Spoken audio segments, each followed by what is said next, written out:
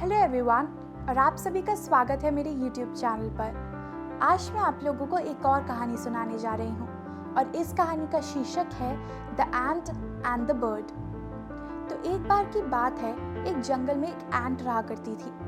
वो बहुत ही छोटी और प्यारी सी हुआ करती थी। एक दिन वो सुबह सुबह टहलने के लिए जा रही थी। अब उसने देखा कि वहाँ पे पास में एक नदी है।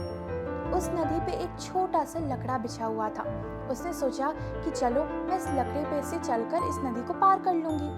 वो जा ही रही थी कि अचानक से उसका पैर फिसल गया और वो पानी में गिर गई। अब पानी का प्रेशर इतना ज्यादा था कि वो चींटी को बहाने लग गया।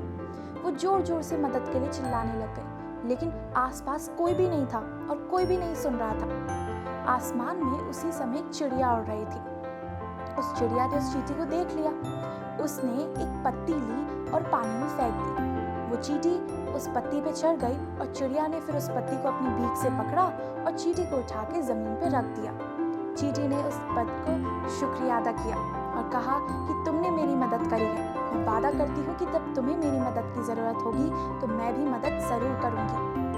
अब उन दोनों की अच्छी दोस्ती हो गई और वो लोग वहाँ से चले गए। अब एक दिन चींटी फिर से सुबह सुबह घूमने के लिए जा रही थी। उसने देखा कि जंगल में एक बड़ा मोटा सा शिकारी आया हुआ है जिसके हाथ में गन है। अब उस चींटी ने उसका पीछा करना शुरू कर दिया। उसने देखा कि वो शिकारी एक बर्ड को अपना निशाना बना रहा है और वो वही बर्ड है जो कि उस चींटी की दोस्त थी। अब उस चींटी ने सोचा कि मुझे कुछ ना कुछ तो करना होगा। उसने जोर से उस बर्ड को आवाज लगाई, लेकिन चींटी इतनी छोटी थी कि उसकी आवाज उस तक पहुंच ही नहीं रही थी। तो चींटी गई और उस आदमी के पैर पे जाके उसने काट लिया। आदमी दर्द से चिल्लाया और तभी उस बर्ड ने देखा कि वहां पर एक बड़ा मोटा सा शिकारी है और वो उस पेड़ पे से उड़ गई।